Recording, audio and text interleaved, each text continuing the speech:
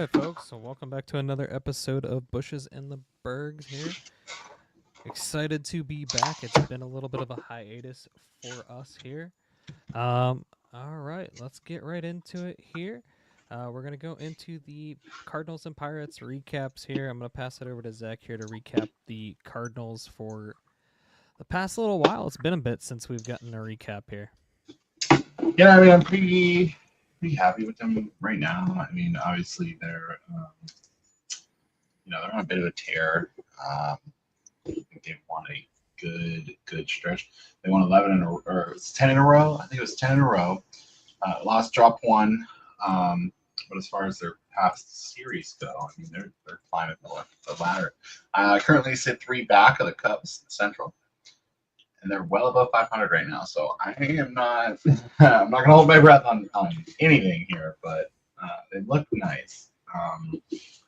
The hitting changes that have been made somehow seem to be working. The bullpen, I don't know what's going on there. They figured out how to have one of the lowest ERAs in the league over this past stretch. I've got nothing to complain about. I mean, it's just as simple as you get the right people in the right places, and you start getting a little bit of a roll. That's pretty much how I see it with the Cardinals. But going over to the Pirates, I mean, in general, there's a little bit to recap here. It's been a minute, but since the last episode we had, Derek Shelton got fired. It's been about time. I don't know how that did not happen last year. To be completely honest, I mean, I know he signed the extension when the Pirates got off to the hot start last year, but the way that the Pirates finished last year, I mean, that right there should have been time. But I mean, just in general, Pirates are back to being about 500 baseball under Don Kelly, which is pretty much where I had them to start the season. At this point, I'll take 500 over whatever the hell the Derek Shelton escapades were, because that was absolutely atrocious and terrible to watch. It's just nice to have watchable baseball. They did have a really nice series here in Arizona, having 9 runs and then 10 runs in consecutive games. Pretty much having as many runs that they did in the previous 2 weeks combined in 2 games is absolutely freaking crazy. Spencer Horwitz has arrived for the Pirates in a sense. Since Horwitz has come up, I think they're like 6-4. It's pretty solid. I mean, overall, you're getting contributes pretty much from a little bit of everybody, which is pretty much what I expected for the Pirates. If the Pirates were going to be any type of competitive team, you would pretty much need contributes up and down the lineup and a small ball fashion, and then you have O'Neal Cruz, who's absolutely inhuman. I don't even know how to describe O'Neal Cruz at this point. I think out of the 10 fastest or hardest hit balls this season, O'Neal Cruz has 8 of them. That's just absolutely freaking crazy. Paul Skeens is Paul Skeens. I can't really. Again, another inhuman specimen type of deal, but Paul Skeens also fits the mold of Pittsburgh completely. I love the whole trade rumors, and Paul Skeens like, I'm not going anywhere. I want to do something here. It's a little bit refreshing to hear. Since the Pirates sent down Colin Holderman, they've actually had chances to win games. Again, nice. They didn't really send Colin Holderman down. It was more of an injury thing, but injury. Nick Gonzalez will be back soon, which will be a nice return. And then Jared Jones will unfortunately be missing the rest of this year and next year with Tommy John surgery. That's a big bummer. Pirates fans really excited to see that Skeens and Jones rotation with Mitch Keller and now Heaney. A lot of potential there. Bubba Chandler. So still a chance down the line, but would have liked to see in a couple years of the Skeens, Chandler, and Jones trio there. But that's pretty much all that I have for the Pirates here. They've been 5-5 over the last 10 games. Again, 500 baseball, but 500 baseball is better than whatever we had in the month of May for the most part. All right, I will send it back over to Zach here. Zach's going to introduce our guest here, and we'll get started with a Guardians recap. Facts. Guys, this is my boy, Jared. He played baseball with me on the weekends, and yeah, we like baseball. So he lives here locally near me in Cleveland. We got together through baseball with our local men's rec league, and I mean, he's a stellar second baseman. He can pitch a little bit, he can hit a little bit, he can do a little bit of everything on the diamond, and he's not one of those unbearable Cleveland fans. He actually knows ball. So without further ado, I'm going to turn this over to Jared. Take the floor, my man. Yeah, I like to believe I know a thing or two. Super happy to be here. Super happy to join the pod. Ready to talk a little bit of ball. I guess I'll just get started on the last 10 or so for the Guardians. I mean, we took playing a little bit of good baseball. We took 4 of 7 from the Tigers and the Dodgers over our last 7, 5-5 total, and we lost the first 2 before that. So it's some good, some bad. I mean, the pitching has some work to be done. We're starting to see improvements from Gavin Williams and Luis Ortiz. Overall, I'm happy with what we're getting so far. Unfortunately, we lost Ben Lively for the year. He's going under the knife. He's got Tommy John too. The first of his career. I mean, he hasn't had too much major league time. He came over from Japan when we signed him 2 years ago. But yeah, I mean, some good things happening. Jose Ramirez is Jose Ramirez, man. I don't think there's a better third baseman in baseball right now. I mean, he's just tearing the cover off the ball. He's got the power stroke working. He's got the average working. It feels like he's the one driving in all of our RBIs over the last week or so. You've got guys like Nolan Jones and Bo Naylor who aren't killing it in the average department, but they've been hitting the ball hard. They're finally starting to see some results. Jones, I know he was a 3-for-3 day the one game in Detroit, and then he had I think 2 hits tonight or 3 hits tonight. So he's finally starting to see some results. It's just been good. It's been 5-5 over the last 10. We're sitting 4 above 500 right now. You're seeing a little bit of regression from the bullpen that went absolutely insane last year. I mean, you had 4 guys with an ERA under 1.5. I mean, it was insane. So you're starting to see a little regression to the mean, which is just what you're going to have when some guys go off the top. They come back down. I mean, it is what it is. But overall, we're sitting 7 back of the Tigers right now. Not a huge fan of that. I'd like for them to close some ground by the time the middle of June rolls around. But I don't feel like we're out of it by any stance. We've got. I'm sorry, I totally forgot. We do have some reinforcements coming. Hopefully, Shane Bieber has started to throw some rehab innings. Trevor Steffen has started to throw some rehab innings, and then David Fry is on a rehab assignment right now. So hopefully, reinforcements coming, and we can chase down those gritty Tigs. Yeah, I mean, in general, it's refreshing to see some life on a team on the podcast. It's sometimes dark and dreary here. Yeah. I mean, Cardinals have been on a heater, man. I tell you what, they went from 500 all the way up to. Well, we're only 7 over 500, so they're chasing down the Cubs. We're running it down.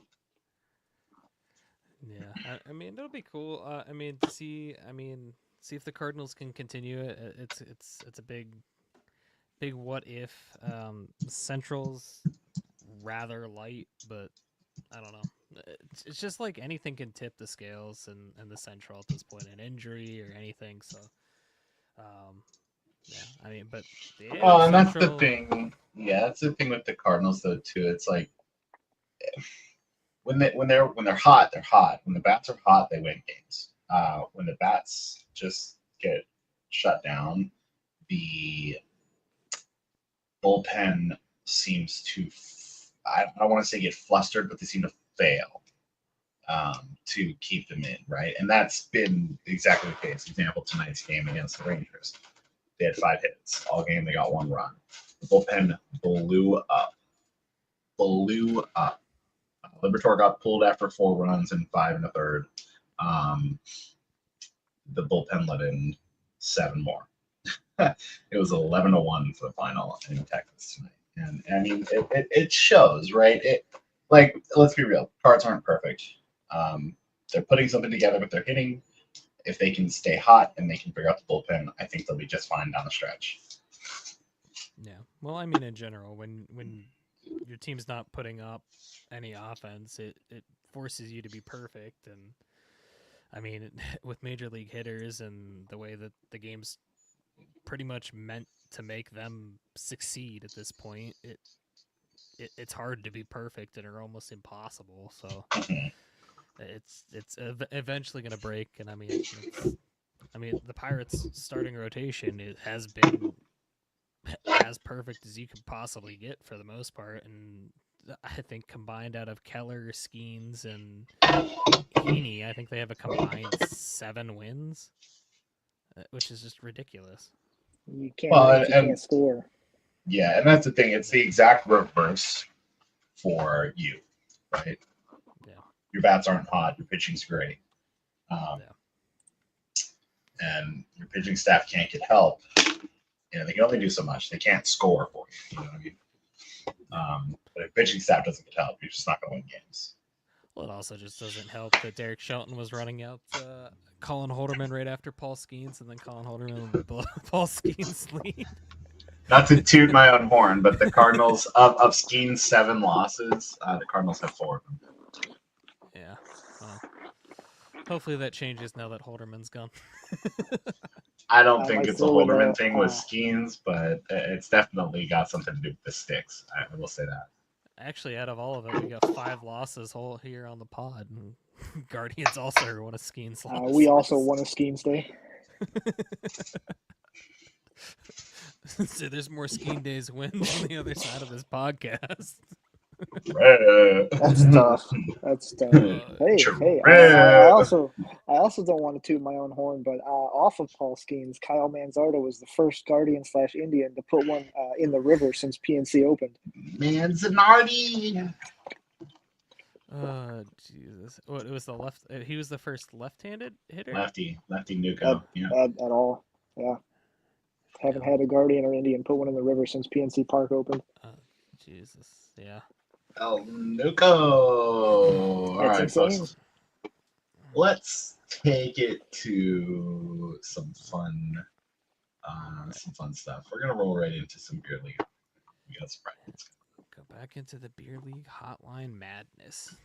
Yep. All right, I got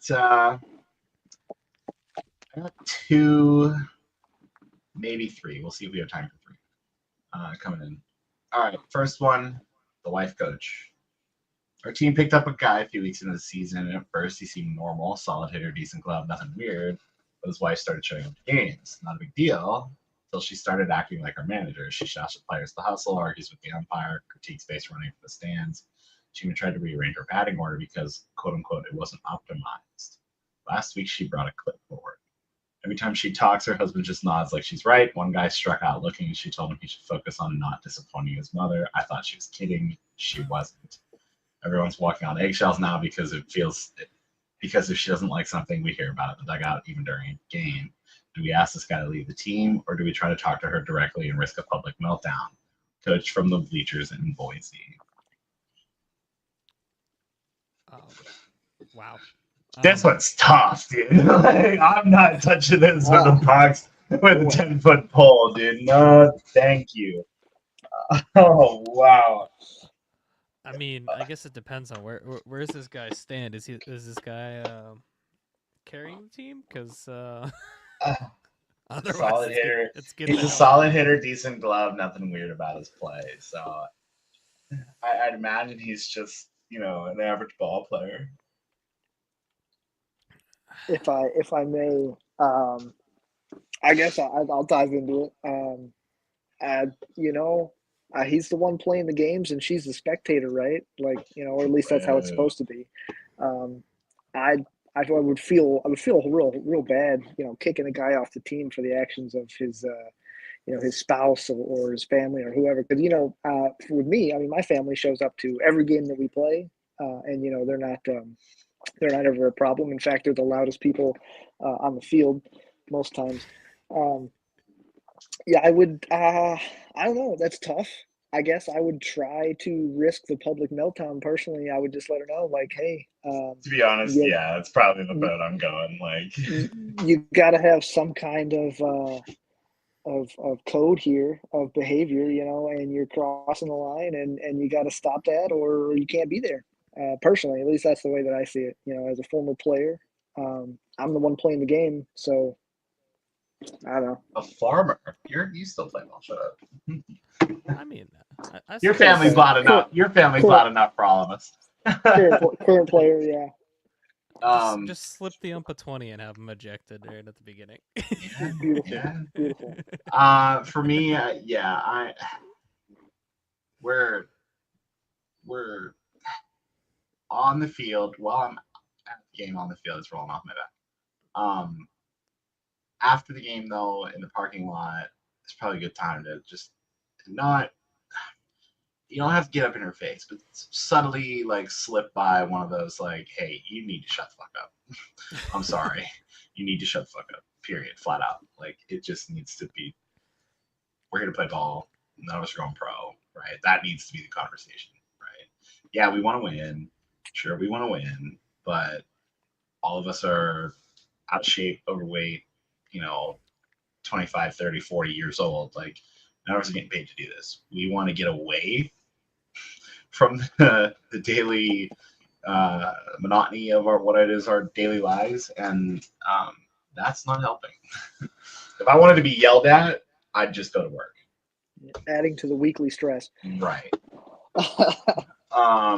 Honestly, though, if you're a player on that team, now here's the catch, right? It depends on how like hands-on your manager is. If your manager's a cool dude, I'd ask him and just say, hey, like, can you talk to them, please? Like, this is becoming a problem for the team.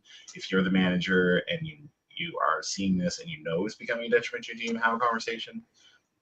Outside of that, I honestly, like, if she keeps coming to games, keeps being an asshole after you've talked to them and, she's like, okay, agreed, like, okay, yeah, I can relate in that kind of thing. At that point, if it's still happening to the extent that it's happening, I do what Christian said. The first time she chirps, I'd have the umpire eject her ass. She has to leave the field. She has to go sit in the parking lot. If she wants to yell from the parking lot, then it's just funny. You know what I mean? Like, then it's just funny. Because she's probably out there with her binoculars and her telescope and her she's probably got her chalkboard of batting average charts every time the batting somebody strikes out, she updates the batting average, that kind of thing. I've seen guys kind of like that. So now, what if you do? Now, what would you do? She gets ejected, and then she calls her husband, has her husband put her on speakerphone so she can yell closer to the Oh boy. Yeah, he can put her on speakerphone. All he has to do is turn the volume down. That's it. Fine. She can yell until her life's content. All he has to do is turn the volume down. She doesn't set know. up a FaceTime right on the fence there. Yeah, just set up a FaceTime. Nobody's gonna stop and look. That's amazing. That's a tough call. That's a tough call for sure. But I think you definitely got to find a way to you never want her to back down. Yeah, you never want to get in between that family dynamic because I guarantee you, he does not wear the pants in that relationship. No, she's actually she's steamrolling the shit out of him. All right, I got one more here. Maybe two. We'll see. All right, Preposterous pregame routine. One of our outfielders, who by the way hits like 400 and has a cannon for an arm, does the most outrageous pregame routines I've ever seen. He shows up in full yoga gear, lays down on a full mat in the grass, and does deep breathing exercises and stretches like he's about to run a triathlon. Last week, he brought a portable speaker and played whale noises. Nobody asked him to do this. He just calls it centering. Naturally, we started teasing him, but he went 4 for 4 with a homer and threw out a guy at third from the fence. Now the rest of the team is divided. Half thinks he's a weird legend to unlock his inner Ichiro. The other half thinks it's a fluke and wants the stretch zone banned from the dugout. Do we brace his end or do we mock him back to normal baseball behavior? Namaste in Nashville. I mean, if we're being real here, If everybody's it's bringing the yoga working, mat. everybody's pulling up with the yoga I was gonna mat. say dog. everybody's bringing the I'm yoga mat. sorry. If it ain't broke, don't fix it. The guy's Listen, got this is 400. baseball. Superstition's part of the sport. Like if he's going 4 for 4 with a tank and gunning guys from the wall, where's your yoga mat, bro? Because it maybe.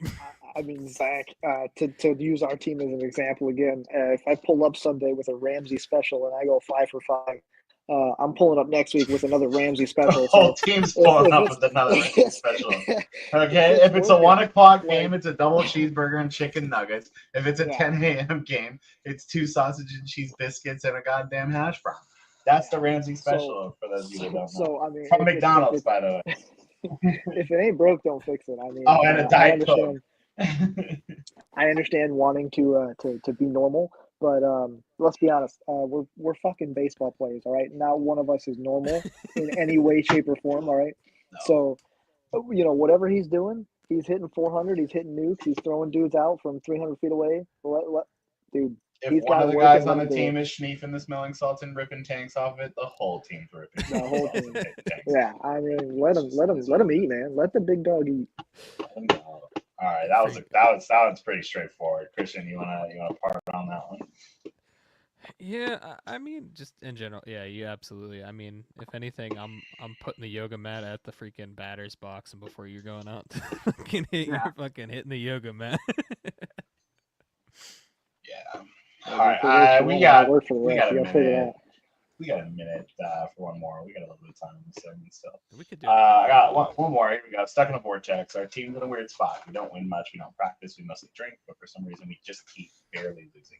Like every game, we're down by 2 or 3 runs. We mount a small comeback in the 7th, and then boom, Riley dies on a pop up or a botched bunt attempt or a strike 3 call that nobody's called for. It's like we're cursed to lose with just enough hope to hurt. Everybody's blaming something different: bad umpiring, Mercury record grade, the jinxed dugout side, even one guy's new glove that quote unquote kills vibes. We've now lost 6 games in a row by 3 runs or less. I started tracking it. It's like some beer league Bermuda Triangle. What do you do when your team's not bad? Just curse. Change rituals, new walk-up songs, sage the dugout, losing the style, and lights it.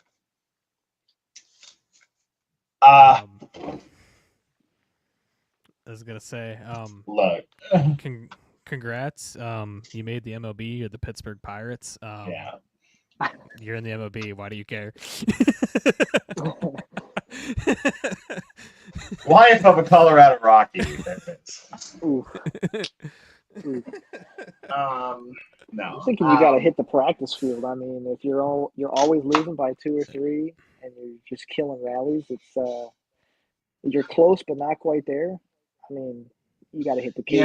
You got to hit the field. You got to get as many guys out to practices as you can. Now, like in our situation, it's kind of tough, right? During the year, preseason's easy. We just hold practices like we would games. But once you hit the regular season, a lot of guys work during the week. It makes it difficult for a lot of folks to come out during the regular week.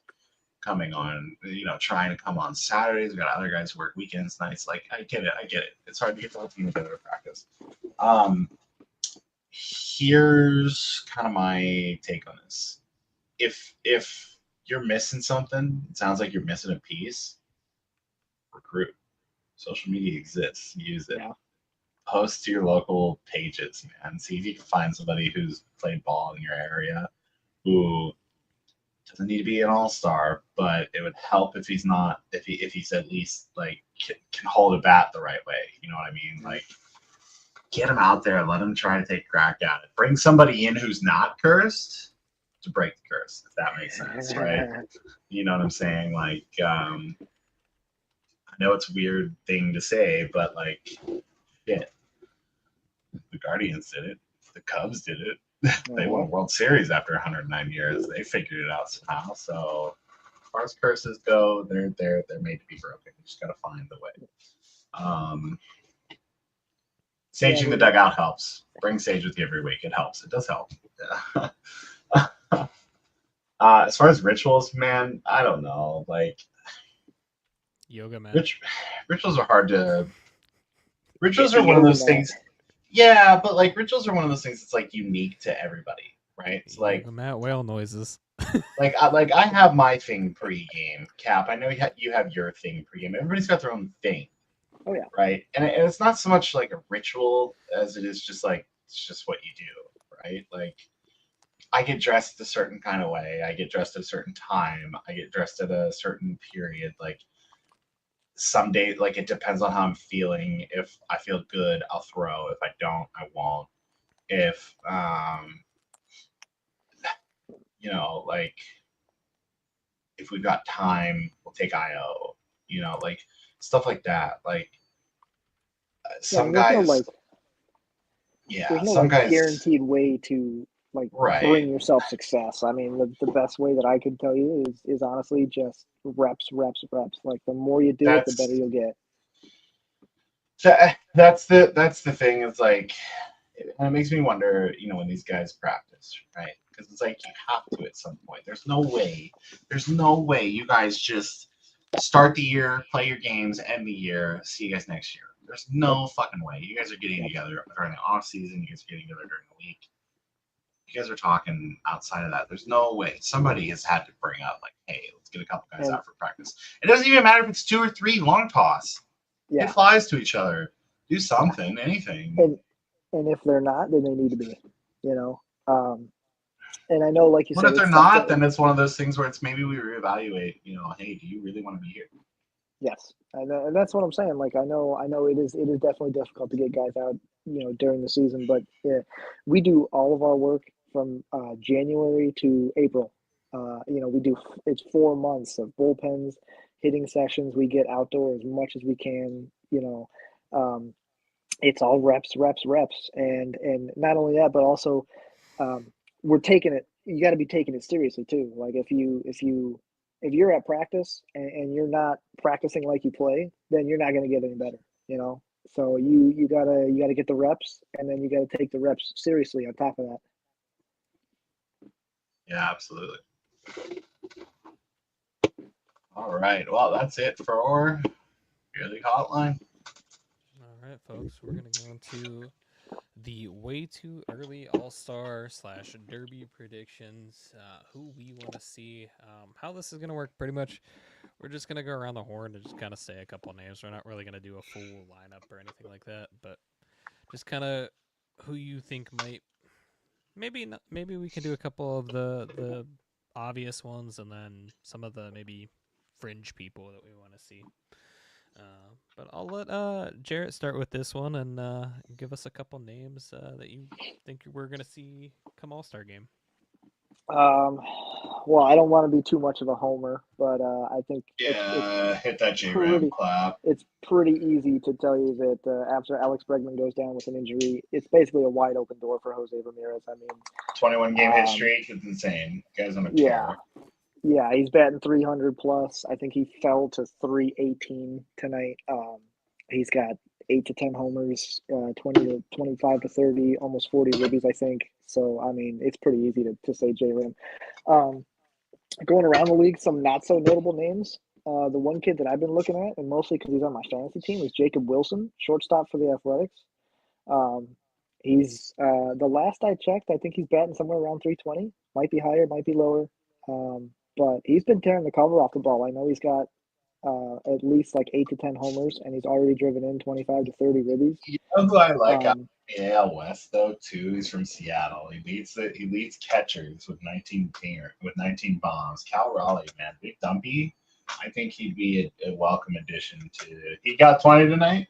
He hit number 20 tonight. Yeah, it is. I think I agree. Nice addition there. Yeah, he's going to start the All-Star game for sure. I don't think there's any American League catchers that are even close to him right now. Adley, maybe they'll what's it called? He's having a bad year so far. Yeah, he's having a bad year, but don't doubt the popularity contest. It's a thing. That's all the All-Star game is, in my opinion. It's true. Go ahead, keep on your run. I didn't want to interrupt there, but no, I think Big Dumpy has a good case there. Definitely. Man, let me see. Let me pass it off to one of you guys while I come up with another name, because I don't have one off the top of my head at the moment. Yeah, I can pick one up. Pitching wise, Zach Wheeler is lights out. Zach Wheeler is lights out. The guy's got a .88 whip, bro. Guy is a menace up there. It's an insane number. It's nuts, dude. Anything less than a .9 is just right? As a starter too, right? Like, also,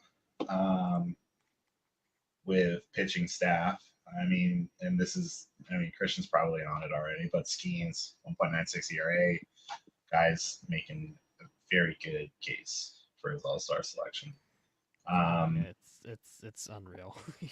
Guys, disgusting. The only reason he's not winning is because he's not getting bats. We already talked about that earlier. And then I'll hit the Cardinals too, since I already touched on Pittsburgh. Brendan Donovan is leading the NL with 69 hits. Period, flat out. That's it. That's all you need to know. 69. Nice. Leading the NL there. I think the guy's just electric right now. I don't know how he's figuring it out, but he's figuring it out. He's making a case to stay there over me wanting to have Nolan Gorman in the lineup every night. I wish they would move Arenado to get Gorman in the lineup every night, but I just go here. To be honest, a lot of the rest of them are like top names, but who I'd really like to actually see, and believe it or not, over at third base, Isak Paredes. And he's second in WAR among third basemen, and while J-Ram, I think, has that title, I think Isak Paredes is good young talent. I think he's making a pretty solid case this year for an all-star contention. I knew as soon as Houston picked him up, he was going to go ahead and abuse the Crawford boxes, and he has done exactly that. He is just, they're going to start putting caskets up there real soon. He keeps hitting some 100%. Missiles up there. 100%, dude. Some of those fans got to go up there, but they're going to start putting a netting in those Crawford boxes for Isak. They're going to have to, dude. They're going to have to. Maybe give Acuna a shot. He is just coming off injury, but he looks solid coming back. What, he went 2 games in a row with a home run. Yeah, guys just like how you come off an injury and just immediately rip tanks, like, and they're not like wall scrapers. No. Guys hitting 450 hasn't seen a live pitching like in how long, and then all of a sudden. Oh yeah, guys stepping up to the plate with his balls out, like 490. I think was the one that he hit today. Oh, it was 490 or 496. Absolutely a beast of a home run. It's an absolute nuke. Christian, who you got? So for me, mine's gonna be a little bit of a debate, I guess. It's not really a debate because to me, it's Pete Crow Armstrong is definitely, I think, probably who should be your starting center fielder. But guy wakes up one day and just decides to be Barry fucking Bonds. Who is this kid? This kid weighs 170 pounds soaking wet. Yeah, he's on a fucking tear right Jesus Christ. But my thing is like O'Neal Cruz is absolutely destroying baseballs, and like he's got to find his way, even if he doesn't make it into the All-Star game, but into the Derby itself. If O'Neal Cruz makes the home run derby with Shohei Ohtani and like Aaron Judge, that's the thing. He's not even just hitting tape measure shots or gigantic nukes. He's just tearing the cover off the ball. It doesn't matter where it's going. Yeah, 122 mile an hour. Yeah. The guy's nuts. On that home run, I have never seen a ball leave just the field in general, but that ball was in the river faster than the announcer could even announce the home run. Like, that's ridiculous. Yeah, that ball was. If that would have hit somebody, that would have actually done damage. Like, yeah. Like that's and in the outfield, that's crazy. That ball was a fucking an absolute missile, a satellite launch. I think that cleared the river by cleared into the river by like 50 feet, and I don't think that's easy. Happened. Not easy. Like, but if we're talking derby, I think he'd be great. It would be his first one, right? I think he'd be a great first time Yeah, participant. And first timer. on the term of other first timers, Wyatt Langford down the Rangers has been Sure. electrifying. Guy's got a 22.9 home run rate per game. I mean, that's insane. He's got 11 tanks in 48 games. Get me John Kensey Noel. I was just gonna say the Jonkster too. Let me Jonkster's raw power, watch. dude.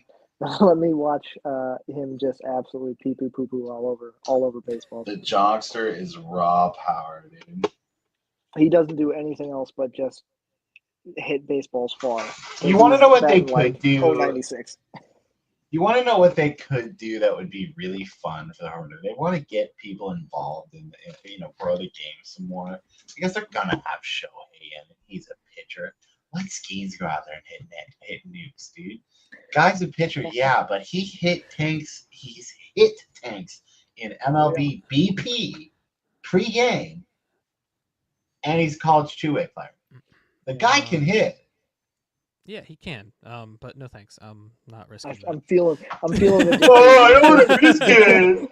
Pitchers aren't athletes. I don't want to risk it. No. I'm I didn't say that. feeling I'm the very much debate pro in Christian remove right the now. DH and be, but you have to Dude, I understand. would love to see Paul Skeens hit nukes, bro.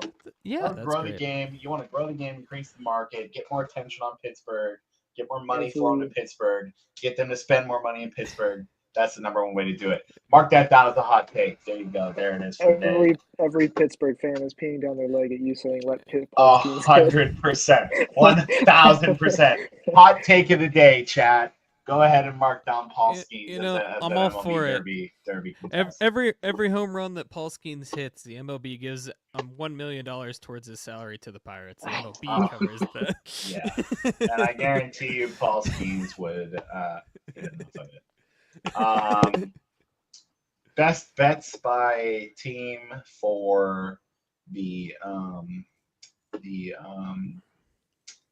what's it called? The actual the three of our teams, right? If one were to get picked up from either one of our teams, I think in Cleveland, I think it'd be J Ram or the Jonkster.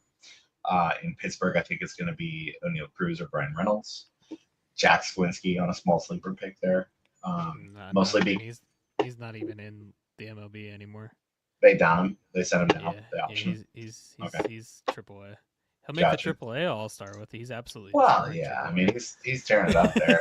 I think he does have power hitting capabilities, but he's kind of in a Nolan Gorman situation where it's the depth, right? He's a bench bat right now. They don't need him.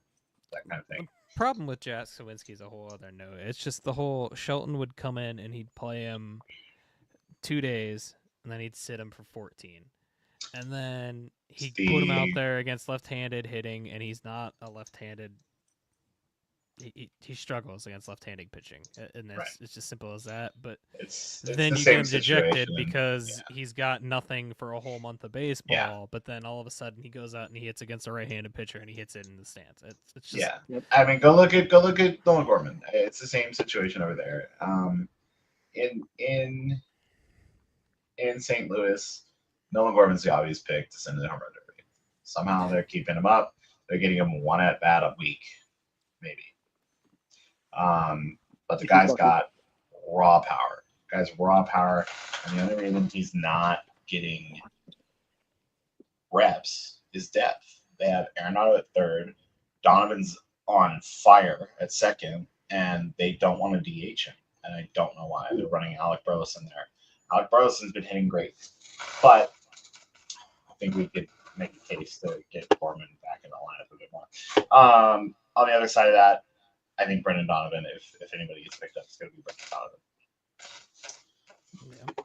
Yeah. That brings me into another like a little hot take that I might have. I know we're not doing hot takes this week, but what if instead of the MLB lottery system, hear me out, you bring back a retired legend, and the first retired legend to hit a home run in a home run derby style, that's who gets the the first overall pick, and you have them all go in their own ballparks consecutively, hitting home run BP, but it's all timed and synced correctly. Oh, that's so hard to do. There's so much work involved with that. Here's what I think they should do. I still think they keep the draft. I still think they keep the draft lottery. But here's the thing: the teams in the draft lottery, so it wouldn't be all 30 teams, right? It would just be the teams that are involved in the draft lottery. Was it the top 10, 16? I don't remember. Yeah. I think it's 10. Those 10, and then you just have a standard MLB home run derby bracket. Winner, top pick, and then you go in order from there and on 2 through 10 as far as who hit the most, right? If that's the case, give me Albert Pujols. Yeah, you can still hit. I will take the first round pick every year for the next decade. Thank you. Albert Pujols and what Jim Thome. I'll take Jim Thome. Yeah. Homie's got Or 700 Albert home Bell. runs. I'm sure Albert Bell can still swing it. Yeah. Let's go find that cork bat in the umpire's locker room somewhere. I bet it's still there. They still got it. Hey, yo, he's got a torpedo bat now. Yeah, he's figured out how to cork a torpedo. All right. Let's get on to the next segment here. All right, so we'll go into the 9-inning challenge here. Oh, there we go. I think we run Cap on this one first. Yep. I'm gonna do Cap versus Zach here on this one, so I'm gonna sit this one out this week. But all right, bitch. How this works, for people that don't know, we're gonna run through. Hold on, give me 1 second, get my screen shared here. All right, present.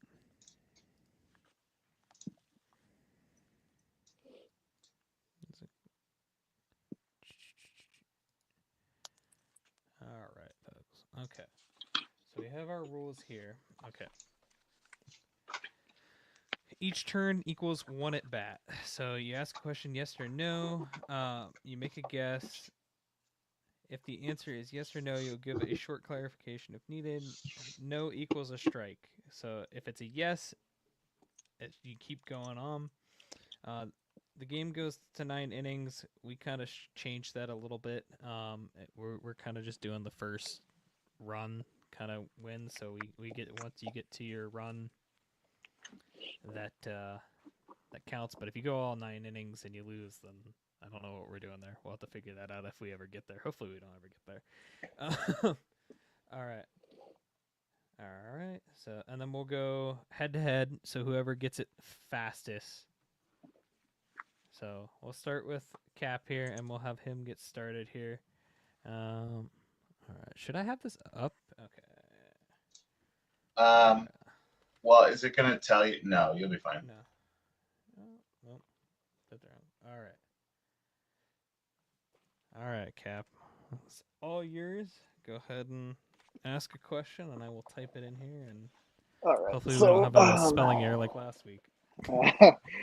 I vaguely remember Zach playing this on the last episode because I believe the answer was Earl Hershiser, and I got it about 3 questions before he did because I was listening, watching the stream.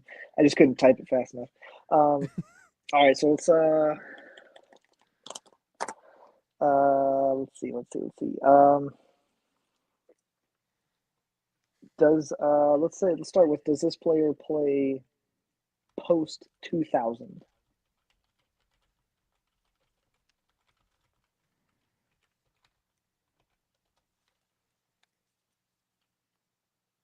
All right, the player does play post 2000.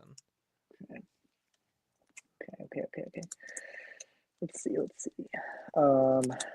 Does the player play in the does the player primarily play in the American League?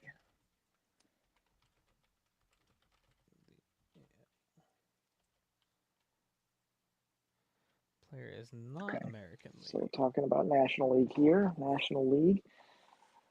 Okay. Do they play in the National League Central?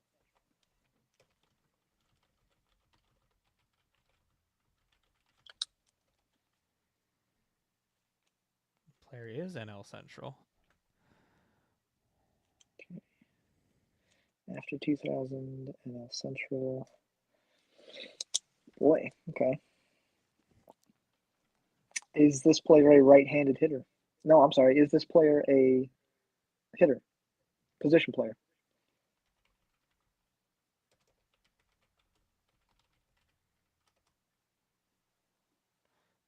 Player is a position player. Okay, position player in the NL Central. Let's see.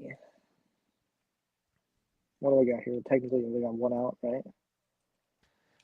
You have one strike. One strike. Okay, okay, Yeah. okay. Let's see. After 2000, NL Central, position player. Is it okay? Real quick, rules guess. I suppose if I were to just throw a player out there, is that like that it? If that's wrong, the game is over, or is that a No, strike? that would be a strike if you get it wrong. Okay, okay, cool. I just start throwing names out there. No, Mhm. I'm just guessing everybody. Um, I guess we'll go. I guess we'll just start narrowing it down by team.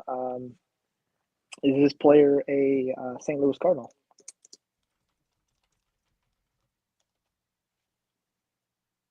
It is a St. It Louis is a Cardinal. Man, I'm gonna rock this challenge. Zach, you're in trouble. this, All you might, this might be over before it starts here. right. This is gonna be like the overtime rules in the NFL. One possession, game's over. All right, let's roll. We got a position player after 2000 on the Cardinals. Let's see. Write that down before I forget. Zach would 100% be guessing Albert right now. Oh yeah, he's going. That's listen. That's an intriguing guess to just jump right off. But I think I'm going to narrow it down a little bit more. Is this player an outfielder? Okay.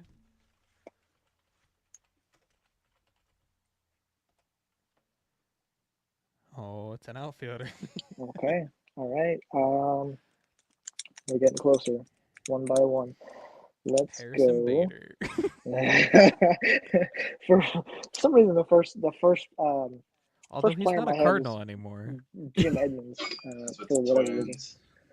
Twins. Okay. Is this player a center fielder?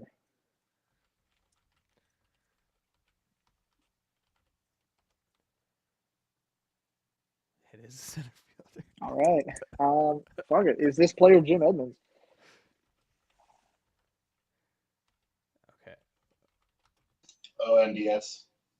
Wait, what? ONDS. Okay. There you go.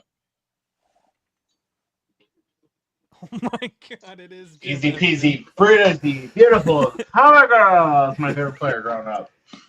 All right, let's run it. One strike. You get one strike. I don't know if anybody's ever going to be able to beat that, to be completely honest with you. That might be a podcast broken record before it even starts. We're gonna set Look this at the now. draw, my boy. Look at Get a the draw, my boy. get the 9-inning challenge plaque. Got one strike. All right, current or former player. Former player? Mm-hmm. Yeah, I guess former. Nope, it's probably current. Okay, all right. It is a former player. Sick. So it is a retired player, which I think honestly makes it a little bit harder being like a Yeah, pre-2000. Pre-2000.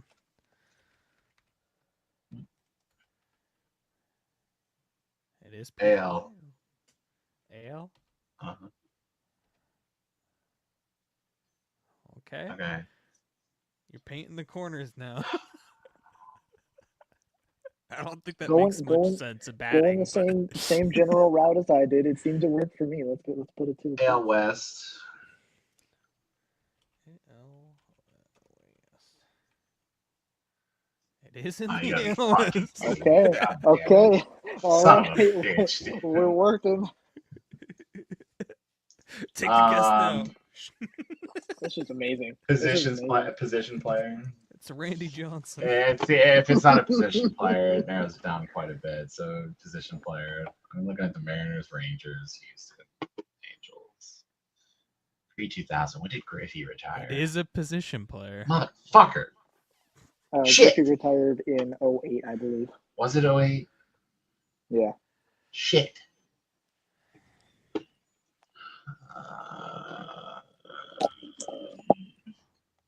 Infield for some reason. I don't know why. I'm gonna be completely honest. I'm completely lost at this point. Oh, you gotta be fucking kidding me, son of a All right. bitch! Now I have to pick a team. Otherwise, I'm AL West infielder. I mean, you could pick a position specifically. Retired. no. The chance there it's 1 in 5 either way. I do this. I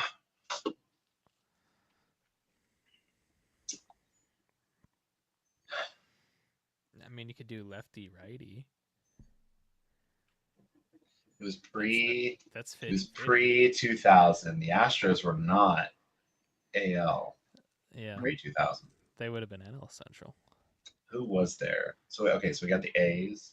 We got the Angels. We got the Mariners. Seattle and Texas. We got Texas.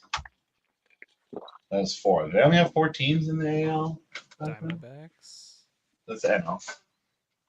Oh Jesus, yeah. Yep, American League. Yeah, pretty. Yeah, that's it. They only had 4 because they had 6, and then they do the shit. Yeah, because that's when they moved. Okay. Because they had the 6 in the Central, right? And then they moved. All right. Yeah, I'm gonna guess. Angels are grabbing. Angels. Yeah. It is the Angels. Shut up. Shut up. This is rigged. It's listening to us and having it. It's deciding the player as we go along. That's kind of what I feel like. Pre-90s. Boy. You want to do pre-90s? Yeah. I gotta narrow down my era, dude. There's still so many. It is pre-90s. Wow. Oh, that hurts. This That is a legendary hurts. run right now. That hurts so much. That makes it worse. Okay, listen. Okay. Lost me here because listen. Pre-90s infield. That's my problem, right? Because I was hoping it was going to say no, so I could go 90s. Okay, like you and I both know 90s ball players. Sure. Before that, no, you've got me. You've got me burnt. We're cooked. Shortstop. I don't know why. I do not know why. It's probably third base, but shortstop. Oh, jeez, I can't spell. You type like shit. Just SS. Oh, brother. Shut the fuck up, man. There's no way. This is insane. Let me type in. Is it that player that you're thinking of? I swear to God, It's just making the player as we go along with every question. The only pre-90s Angels shortstop I can even remotely think of, and this is 1960s, is Jim Fregosi. Fregosi.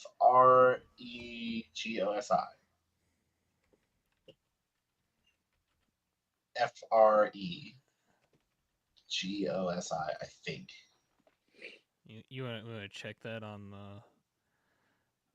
spelling first? Yeah, here, let me do that. Because after last week's debacle of Gavin, Fregosi is correct. Yeah, that's right. Oh, brother, Got are we baseball gonna have Send There it. you go. first? Send it. Are we gonna have the Just first send it. ever? Just hit enter. I'm gonna die. Pushing I'm the gonna kill bird. Swing myself. off. It's a swing First off. pitch homer. This is 0 strike. Just count. send it. Oh, Fuck you! Fuck you! No! That's some bullshit. That's no way, dude. What? that's statistically you. impossible. That's bullshit.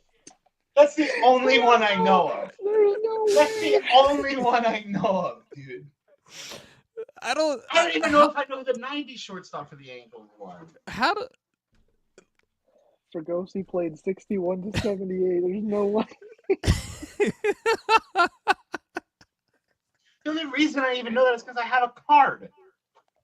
one of those old fucking like cardboard Topps cards, those Topps Heritage cards.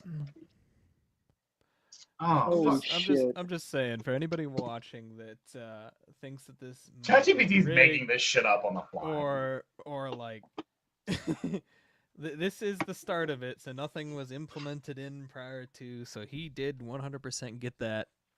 So we went On one a free strike rip. and lost. Yes. Yeah. You. Holy I don't know shit. how. I don't, bro. Congrats, you're now Paul Skeens.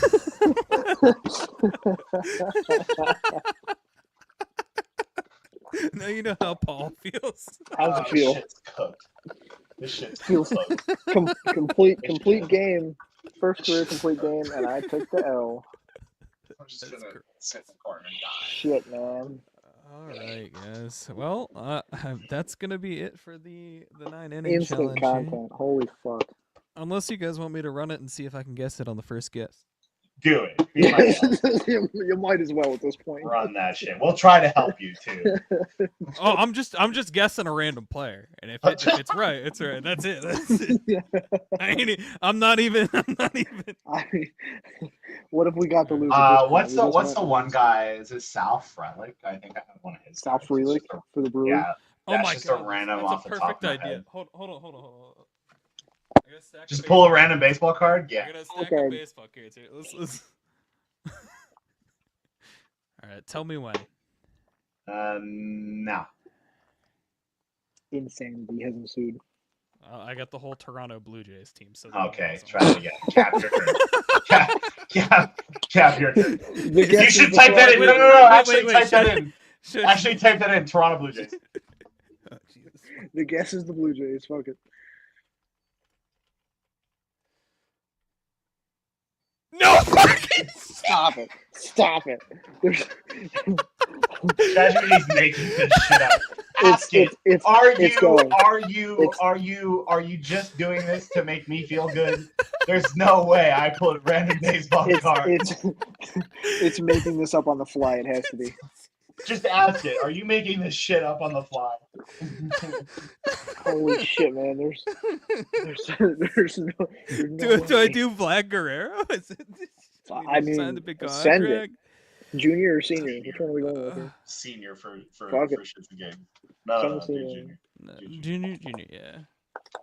Fuck it. Could be Pedro How do you Martinez for all I know. They were the Expos at that time. He spelled like shit, but that's fine. Is no? Is that right? Is that wrong? E between the R's. Rare. No. You got it right the first time. GUE. RE. RRO. RR. RR. 2 R's. And then junior. Oh, Yeah. Jesus. All right, if this is it, this is the end of the 9-inning challenge. There's no way. It's cooked, chat.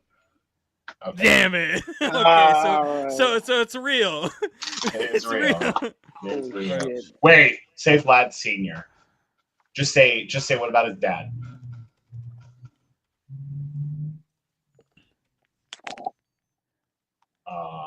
Okay. Damn. All right, it's not rigged. It's not rigged. It's real. It's legitimate. Holy shit. Listen, you had me thinking for a second there. Dude, I need to go Okay, pull I wanna know who it motherfucking is. a lot. I need to go pull a lottery. Damn it, I ticket. should have gone through and fucking pulled the fucking Toronto cards and fucking asked. Playing some fucking lottery tomorrow. If you want to know who it is, just current reformer. Let's play it. Fuck it. At this point. Okay. Fuck it. Just say current. Don't do current or. It needs Oh, yes yeah, or no. that's right. Yeah.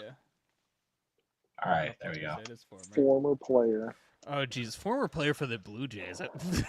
Former. Joe Carter. Ooh, yeah, that's a solid guy.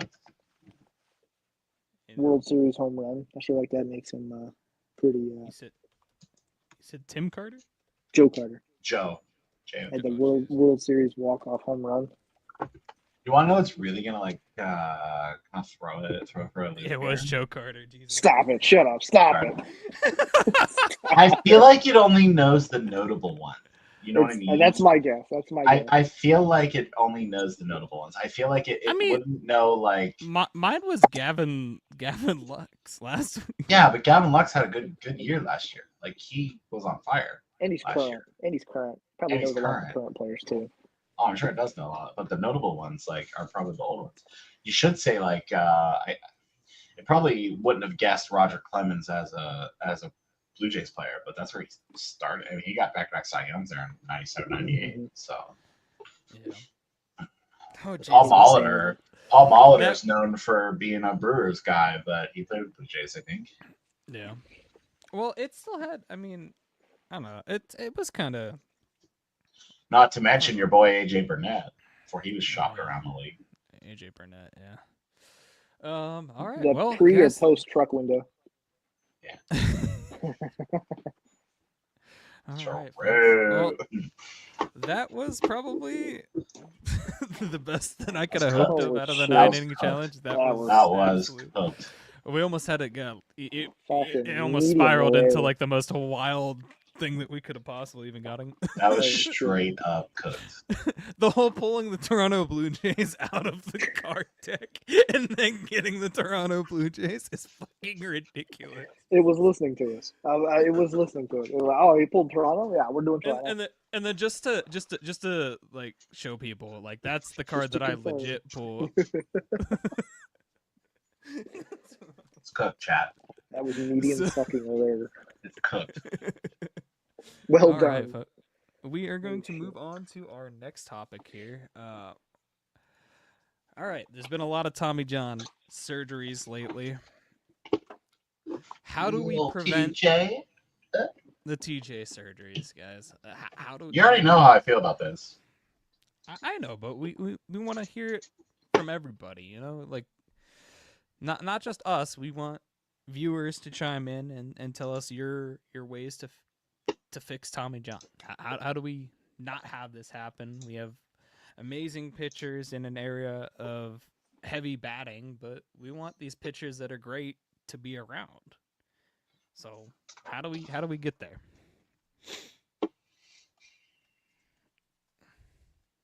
I'll kick it off.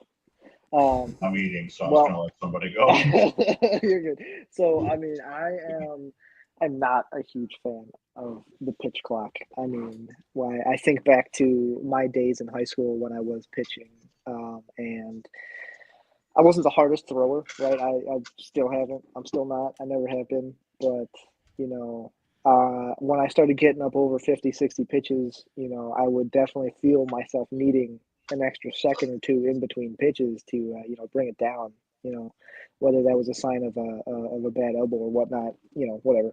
But if I was cooked already at that point. But, you know, I mean, you've heard previous professional ball players essentially say the same thing. You know, once you get up to a certain pitch count, they need that extra second or two to, you know, basically, you know, prepare for the next pitch. So I think the pitch clock is definitely part of it. I feel like they're still awaiting, you know, the science on that. They need more run to really get back the numbers on it, but I'm sure it has some effect if we're just spitballing. And then the big one that I can think of in my mind is it kind of starts at the young age. More than ever, coaches are prioritizing velocity in young kids. It's a velocity game right now. I mean, you have 12, 13, 14-year-olds going out there and throwing as hard as they can, trying to get that next, you know, that next mile per hour. Because I feel like that is all that the scouts are looking at. That's all that colleges are looking at, and that's all that like pro teams are looking at. It's just how hard can you throw? I feel like overall the sport has gotten away from pitching per se, dotting the corner. You know, they're getting away from the Maddoxes, and they're looking all in on you know, the Aroldis Chapmans per se. You know, they want to throw as hard as they possibly can because velocity plays. And it's not to say that that's untrue because velocity does play. The harder you throw, the harder it is to hit. But at the same time, when you're talking about big league hitters, whether it's 89, 99, or 109, if it's straight and right down the middle, they're going to hit it. So that's the biggest thing. I think we need to stop prioritizing velocity at a young age. These kids are having Tommy John surgeries at 15, 16, 17 years old, and then they get into college and they have a second one. Um, that's my biggest thing is just stop prioritizing velocity. And he's sticking baseball to his hand. But that's my biggest thing is just stop the prioritization of velocity at a young age. These kids are hurting themselves younger than they ever have been. Yeah. And I mean, the other thing that I've noticed, and I don't know if this necessarily has a direct correlation, but you have pitchers that go through minor league systems and they put a hard cap on them in the minor league system at, say, like 70 pitches. Then they come up and they're pitching up to 100 at the MLB. Like, at a certain point, like, if a player stays in the minor league system for, say, 2-3 years and then never really pitches above 70 pitches, then comes to the big leagues and is now pitching 100 pitches per game, does that not eventually set into a certain fatigue level that then causes more injuries? So, Oh no, definitely. I mean, yeah, absolutely. I mean, if you don't stretch these guys out, and that's what spring training is for, isn't it? You know, get these guys stretched out. Um, yeah, I agree with that definitely. yeah. All right, I'll give it over to Zach for his obvious That's it. fix. That's it. Give it back. Give it back now. Well, I mean, This is Jergens lotion and rosin. That's it. I think it might play a little bit deeper into that, but yeah, no, absolutely. I mean, when you get that's our team rosin. That's it. That's our team rosin, by the way. So, like a little bottle so of there's Jergens with the fucking rosin. He was Do prepped you for this. wanna reduce Tommy John surgery? If the answer is yes, you need to allow pitchers to increase the spin rate on this stupid little bitch. Okay? You want to know how they do that now without all this magical fun stuff that lets them whip that ball and get that spin that they need? This motherfucker. That's how they do that. With the fun time solution that every fucking team has used over the past, I don't know, 120 years that baseball's been around, they've used this stuff. That's how guys like, I don't fucking know, Satchel Paige was able to throw as hard as he did. Bob Gibson was able to throw as hard as he did without hurting himself because spin rate increases perceived velocity. Period. Nope. It's science.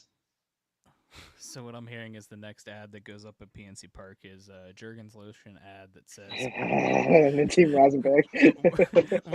we're here to save the future. $3.99 at Walgreens, $10 Dick's Sporting Goods. Hey man, that's too rich for Bob knowing though. True. Can't be doing that. All right. Trevor Bauer can do it. I can do it. It's not hard. It's really not. I think real quick, because I was watching an interview. I couldn't tell you exactly who it was. It was like 6-ish months ago. It was during the offseason. And there was a former player. If I remember right, it was Corey Kluber. And I think he was on the podcast that he has, that he started with a friend of his. And I believe they were talking about the new advanced imaging over the last 15, 20 years. Mhm. And, you know, back in the day, Nolan Ryan would go out, he'd throw 9 innings on 150 pitches because he's a fucking animal. And then he'd go back in the dugout and he'd be like, man, you know, my elbow's a little sore.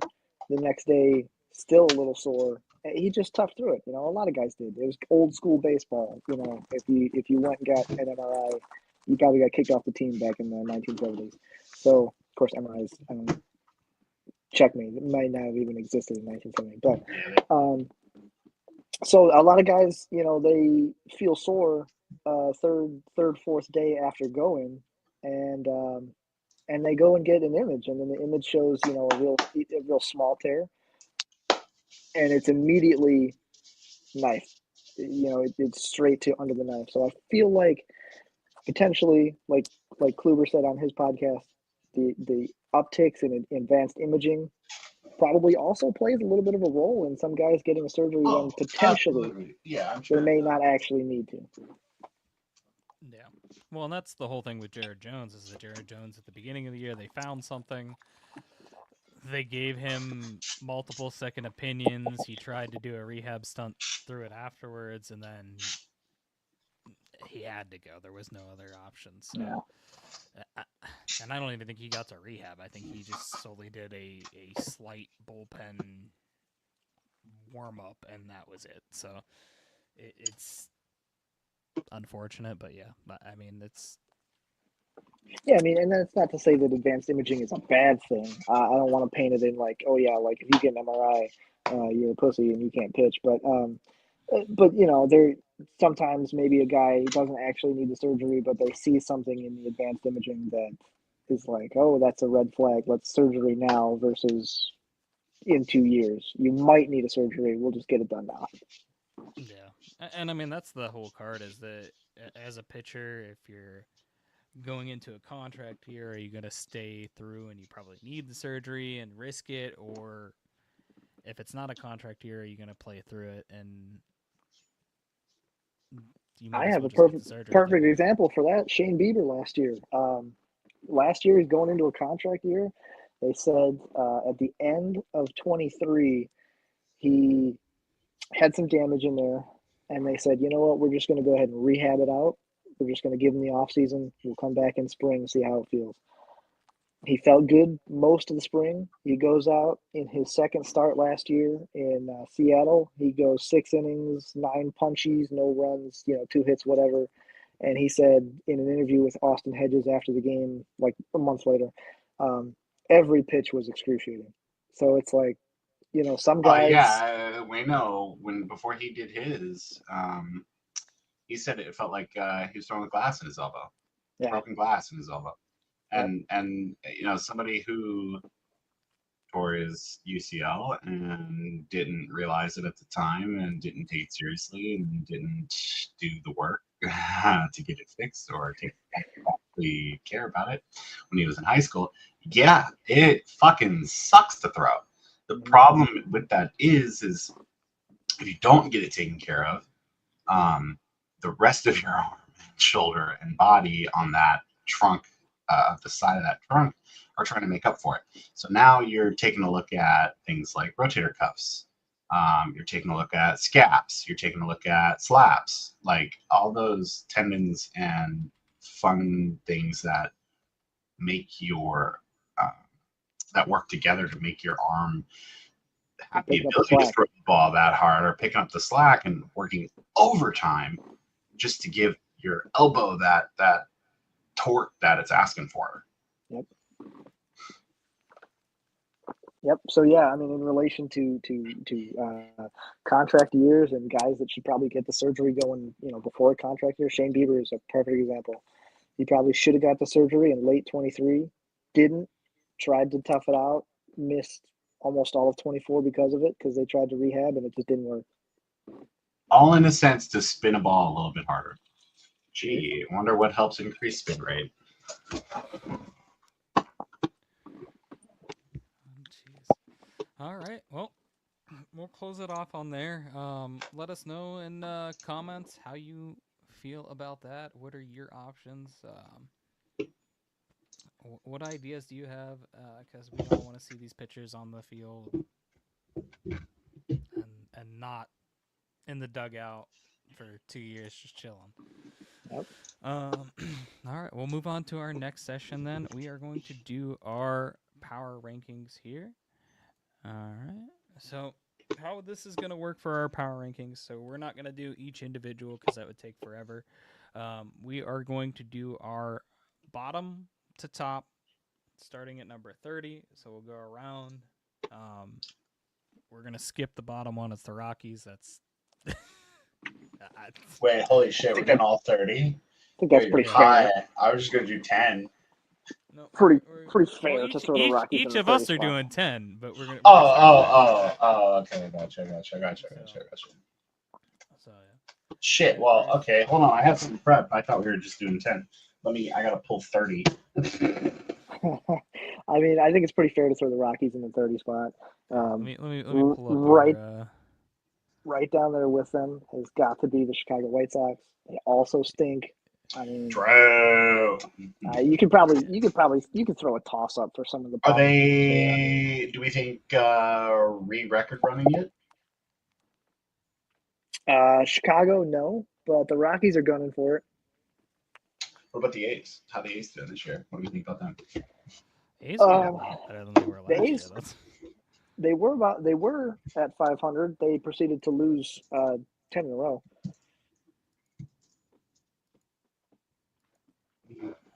Right. I think we can put together a consensus and put the Baltimore Orioles at number 28. No, that's way too low. They're underperforming. They're underperforming. Yes, absolutely. I agree with you. They're underperforming. I absolutely agree with you. But well, I guess it depends on how you look at it. I mean, there is some talent on that roster, but they've got a lot of unproven bats who are continuing to not prove. I mean, they got a lot of young outfielders and young bats that they brought up that just haven't done it. Jackson Holliday's been mildly disappointing. Adley Rushman, his OPS since about the All-Star break last year to now is, I believe it starts with a 5. I mean, that's not just 2 weeks of a slump. That's you're talking about 4 months worth of baseball where that is just, underperformance. You're right, but yeah. Oh, that low. Yeah, Like, so we got Rockies, Sox, and then Baltimore. I mean, what's their record? 20 and 36. That is good for the third worst record in baseball at this point. Yeah, Pittsburgh's what, 21 and 37. So if the Orioles are in 28, Pittsburgh's got to be right behind. Unfortunately, Christian, yeah, I'm throwing your Pittsburgh Pirates right down there with them. See, me personally, I put Miami there first, but I mean, it's a one-win difference. But. It's kind of a toss-up for the bottom. Well, I mean, 5. I mean, the bottom fucking 10 are what, 4 games off of each other. Yeah, not a whole lot of distance between. I mean, if we're going on the last 10, the Pirates are up a lot higher, but that's just. That's what power rankings usually are. Is like post Derek Shelton, the Pirates are mid-tier. And then you could probably talk about the Athletics. Holy shit! The Rockies are 9 and 48. Are you kidding me? They are historically bad. Yes, they're the worst team ever, but they still sell out more games than the Pirates do. They are currently on pace to blow that record. I mean, Cleveland only sells out games when Shohei Ohtani comes into town. Okay, so listen. Yeah, the Rockies are on pace to blow that record set last year out of the water by like sky fucking high. 15 or 20 games. It's bad. It is real bad. Who else we put down there? The Nats. The Nats aren't doing very well this year. I would go the Reds probably. The Reds. Maybe Angels. Angels, Reds. The Reds are at least 500. Angels, yes, got to be down there. The Reds are 500 now, but they started better. The Reds have been sliding. Yeah, sure, but like sliding. But they were originally like top 10. They have a lot of talent though, so I don't know. Maybe I would go Angels underperforming. First. Angels, 100%. Angels.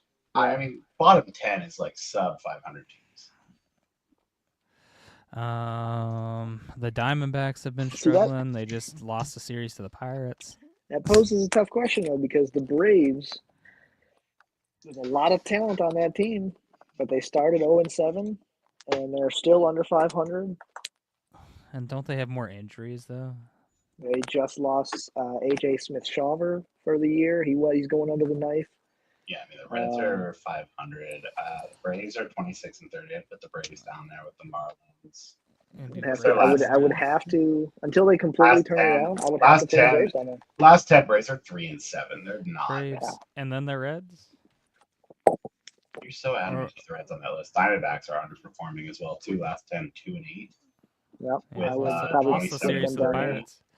got dropped 19 runs on by the Pirates in 2 games. Which is surprising because did Skeens start any of those games or no? Yes, Skeens started the 10-1 okay. win. Sicko mode. Crazy, you put up 10 runs for Skeens and he wins. Only gave you up only need one. to give. You only need to give him 2. You only need to give Skeens 2 runs and you win the game. It's not that fucking hard. It's incredibly hard. You got to throw a discussion for the Rangers and the Red Sox. Both are wildly underperforming. So, yeah. You also have the Nats too. Yeah, I think the Nats Nats first. Right. Yep. Okay, we have the Athletics. All right.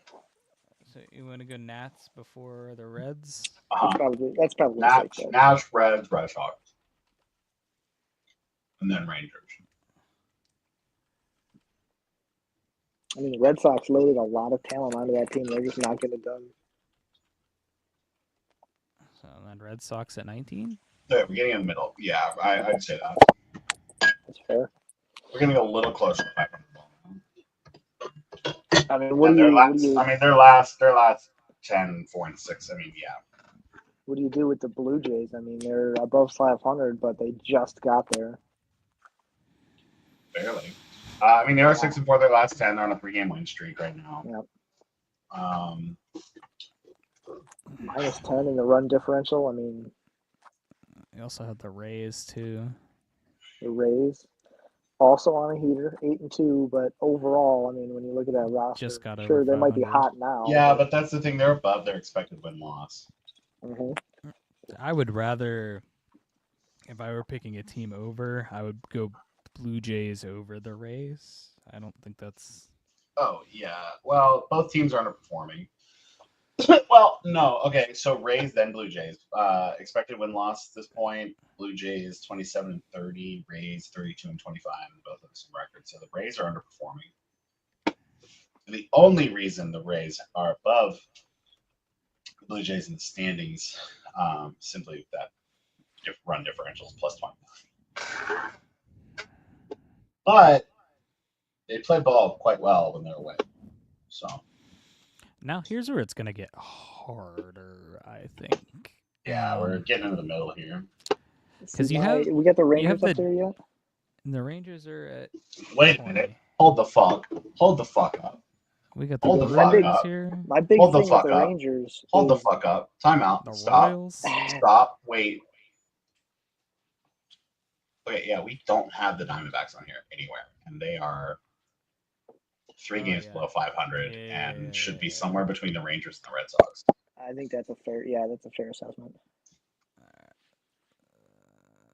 Dude, literally just no. Don't redo it. Just go to the Rangers, hit X, enter. Or you can do that. And then just hit enter. And then just type Rangers.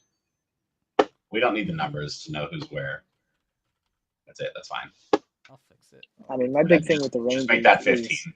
Just make that 15. There you go. It's no longer World Series hangover, man. I mean, we're talking 2 years now. Talented roster, and they just can't figure it out consistently. No, you don't need to put the numbers. Just put like every 5 we go. Just keep talking. My autism, bro, is triggering. But I already signed up in MLB. Shut up. Go away. Stop asking me. Okay, so where are we at? Blue Jays now?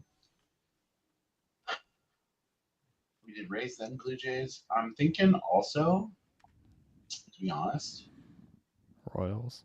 We have the Nats up there, right? We have the Nats? Yeah, we have the Nats. Yeah. 22. Royal. Well, where are we at here? We are. Yeah, I'd go Royals. 4 and 6 last 10, -7 expected, but they're playing above their expected.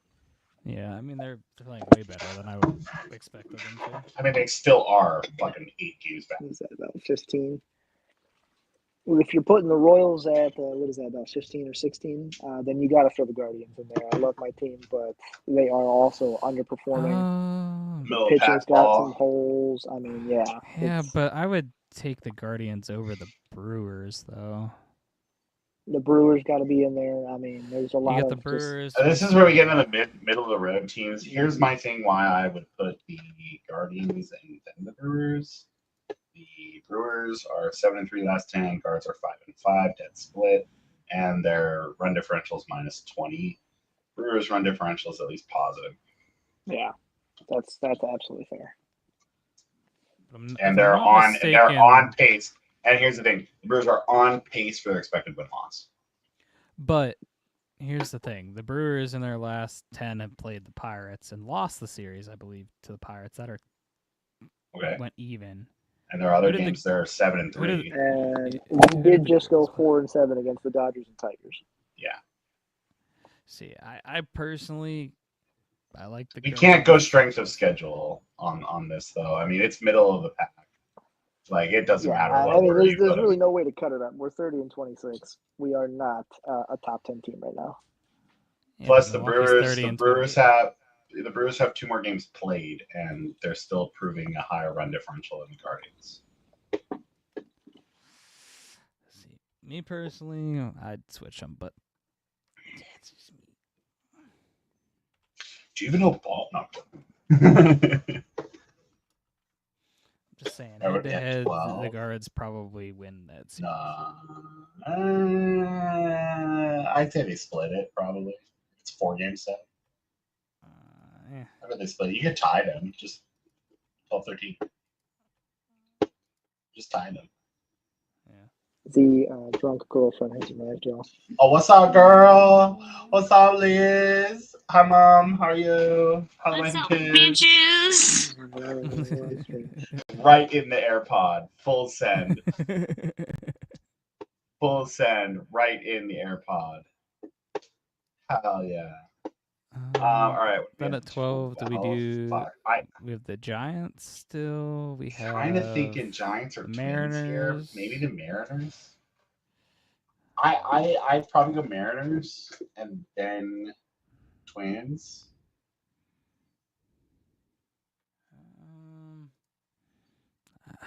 I'd say and Mariners, Giants, Twins. Why?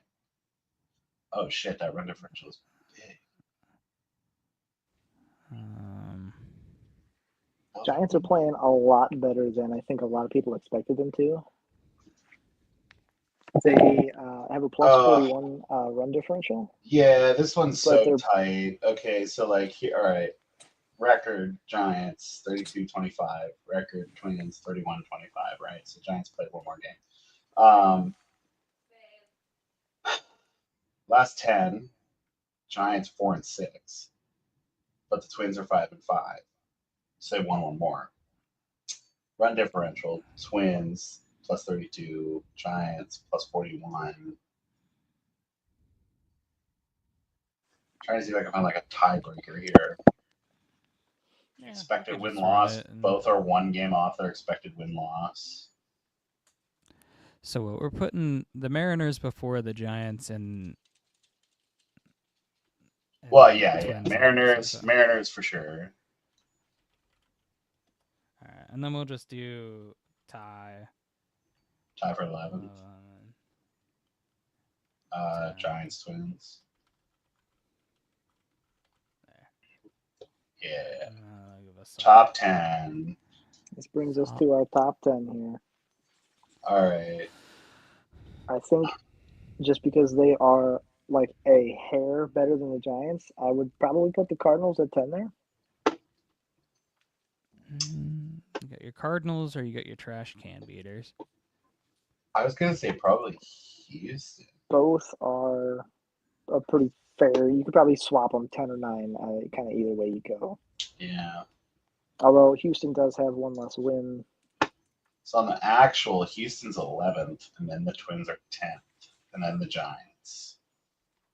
And then the Cardinals are 8th, Padres are 7th. That's the order the actual MLB power rankings are currently.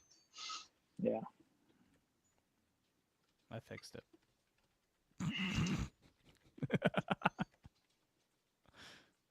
Yeah, I mean, that works. And then from there, fuck. You got Yankees, Cubs, Mets, Dodgers, Phillies, and Tigers. I'd say I'm gonna be honest with you. I'd say the Yankees, and then the Dodgers. No, I'd say the Dodgers and then the Yankees. Well, here's the thing. Didn't the Yankees won the Subway Series, right? They're both pretty much the same exact record. Oh shit! Yeah, I forgot about the Mets. Would we put the Mets first? So the Mets would be 7. No, and here's why. And here's the only reason why. The amount of talent that the Yankees have on their roster for them to be somewhat similar in standing and have But don't the Mets have the highest payroll in baseball? no, the Dodgers do. Hear me out. And then the Mets. And the only I reason would the Dodgers, go- the only reason the Mets do is because of Juan Soto's obnoxious contract.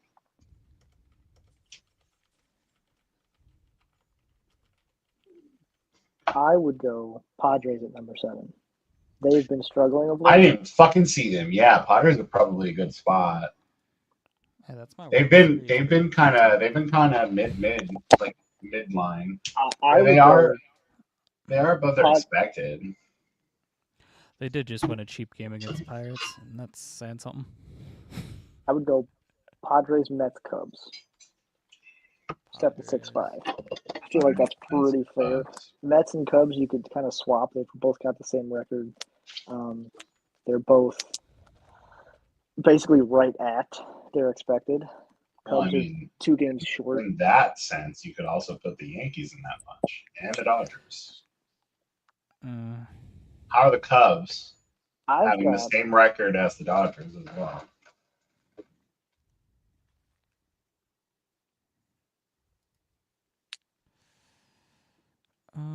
So that's fair. I mean, you can go. And you can go the Dodgers have the highest salary in the league. Like Padres, Yeah, Cubs, but the Mets, Mets have the second highest, so it's Yankees. I'd put the Dodgers and then the Cubs, and then the Yankees. I'd put. I mean, I'd put Mets, Yankees, Dodgers. No, Mets, Dodgers, Yankees, Cubs. It's kind of a toss-up either way. I mean, a lot of these teams basically they're all sitting at 35 wins. Yeah, but here's my thing. It's like we're talking like top salary league teams, right? We're talking teams that made a lot of big moves in the offseason here. We're talking teams that are, for all intents and purposes, tied, and some teams have a higher salary. True, but I don't really look at salary too much in this. I usually just look at the talent of the players, who's playing hot, and well, right, but like I think they should be punished in the penalty and power rankings for spending as much money as they do and performing just as well, if not slightly worse, than teams that didn't. That's fair. And then I think Phillies Tigers 2-1. I definitely agree that Phillies Tigers you could basically swap either one of those. Tigers are don't know how the fuck they're doing it, but they're winning a lot of baseball. They are hitting, they're pitching, and their bullpen's closing. They're doing everything. Their last 10, 7-3, their 655 win percentage. I mean, they got the best record in the ball right now, and they are on pace for win-loss, expected win-loss. They are the only reason I put the Phillies above the Tigers is because the Phillies are exceeding their pace for expected win loss by 4 games, and that is the biggest margin in baseball. Yeah. All right. So for our power rankings that we created, now this is everybody together, kind of moving around. So this isn't each individual power rankings. If you guys want that, we could drop those individually and just put it in a post somewhere. But we have the Rockies at 30, the White Sox 29, Orioles, Pirates, Miami, the Athletics, Angels, Braves, Nationals, Reds, D-backs, Rangers, Red Sox, Rays, Blue Jays, Royals, Guardians, Brewers, Mariners. And for the top 10, we have a tie with the Giants and the Twins at 10-11. And then we have Houston at 9, St. Louis at 8, the Padres at 7, the Mets at 6, the Dodgers at 5, Yankees at 4, the Cubs at 3, and then the Phillies at 2, and then the Tigers being the number 1 team in our power ranking. Shout out Tigers fans. Feels good to be a Tigers fan right now. Tigers playing some dominant ball. Tell whoever owns your damn stadium to put those Tigers statues back up on the scoreboard. That's a joke. Yeah, Detroit's going through a sports renaissance right now. It's kind of That's a interesting. joke. Yeah. So I mean. Well, I mean, debuting. I mean, this kind of takes us into our next one. We kind of got a full wraparound here, pretty much with the power rankings. Kind of just talk a little bit about how each team's doing to start the year. Christian, why don't we take a look at the past week of baseball and let's kind of take a start there. Anybody want to start anywhere in particular? I say, well, I mean, I'll start with tonight. The umpire gets called up to the major leagues, and you have a 3-2 count. You're End of the going to kill game. myself. Oh, you have a 3-2 count at the end of the game, and you just blow it. It was ball 4 by far, and completely kill any chance of a comeback for the Pirates. I mean, Padres probably still win that game anyway, being realistic, but I mean, bases loaded, 3-2 count, and you call a ball in that situation. That's pretty rough. That's pretty much my whole gripe right now. Is just umpires are just umpiring, and you have the option to use the ABS system, and you don't. So it's to kind of add on to that. I mean, we had a rough night tonight with the Guardians Angels. Home plate umpire was not having a great night. Kind of went both ways, both dugouts. It seemed to me like both dugouts got a little bit chirpy. And then adding on to that, the Yankees Angels just the other day, Logan O'Hoppe punched out on a ball that wasn't anywhere close. I mean, it seems to really be a tough year for home plate umpires, and I think with ABS on the horizon, I think it's being accentuated a little more. It's a little more in the public eye.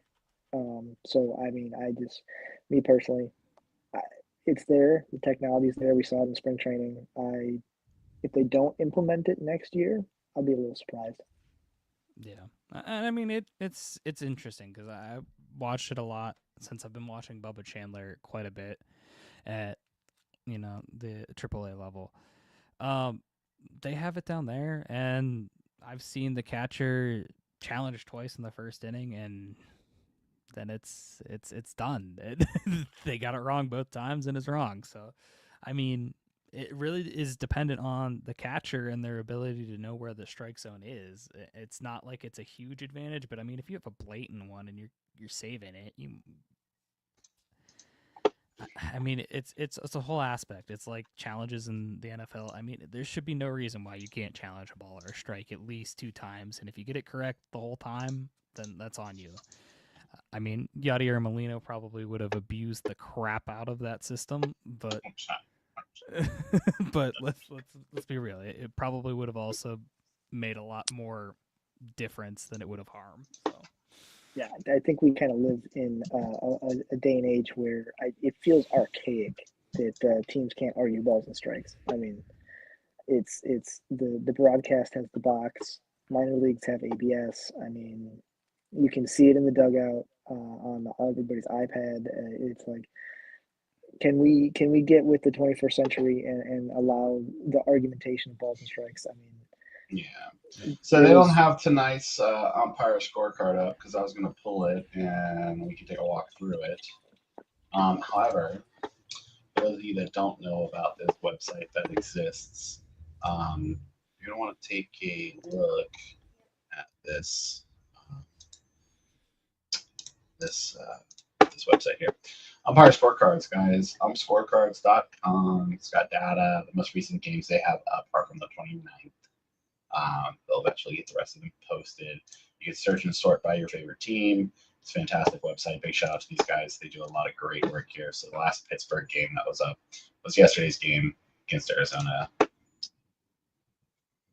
we can take a look. Who is scorecard? Selected. Here we go. So here's the scorecard. 10-1 Arizona game. make big. Give me 1 second. Make big. Can't make big. Whatever. They're on Twitter. If you guys want to follow them on Twitter, Umpire Scorecards at Scorecards, go ahead and give them a follow. Gives you their overall accuracy, their relative accuracy, the favor for the team, as far as runs for, and then their consistency, and then it also shows you some fantastic calls. This is Toronto and Oakland, and it'll show you their missed calls that they've got here, and the red shape is the average strike zone for them. So it's typically where they'll call ball strikes, that kind of thing.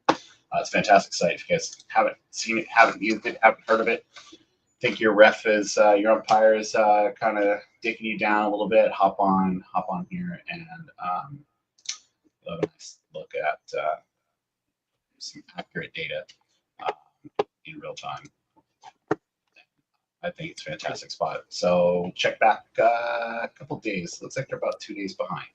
So check back probably tomorrow. I do really enjoy their Twitter page. Their Twitter page is usually pretty up to date. It's fantastic. I think they put them out the next day, and if not, then the next Monday if it's a weekend game. They're pretty good. Yeah, they're very good about getting that updated, and they're definitely my favorite. Anytime we have a bad night, like tonight, for example, I'm probably going to go on their Twitter page tomorrow and go ahead and find the home plate umpire for tonight's Guardians Angels game because it wasn't pretty. Yeah. And then just kind of going on here, couple notes. You have Shohei Ohtani and Aaron Judge both hitting home runs in the same inning. Oh, must see TV. Yeah. So first time that's ever been done by the respective MVPs. But we got, let's see, Chris Sale recorded his 2,500th career strikeout. The fastest pitcher to achieve that milestone in terms of innings pitched. Tariq Skubal, his 13 strikeout complete game shutout of the Guardians. Got Shohei was the first player to reach 20 home runs this season.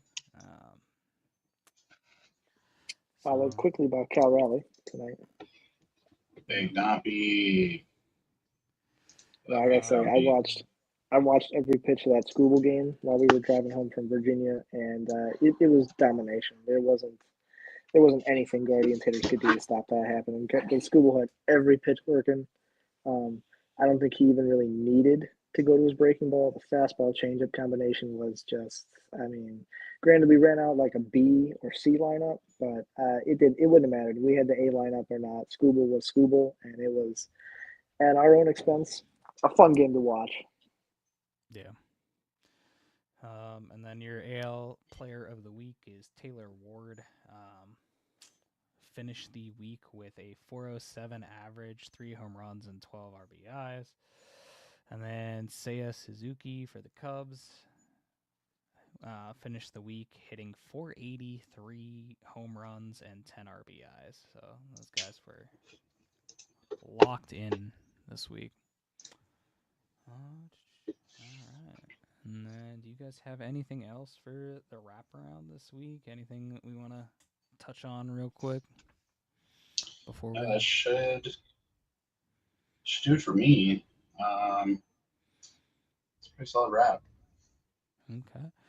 All right, so we'll move into our final little topic here. So this is kind of a preview of things to come something that we're working on, excited to bring out to you guys.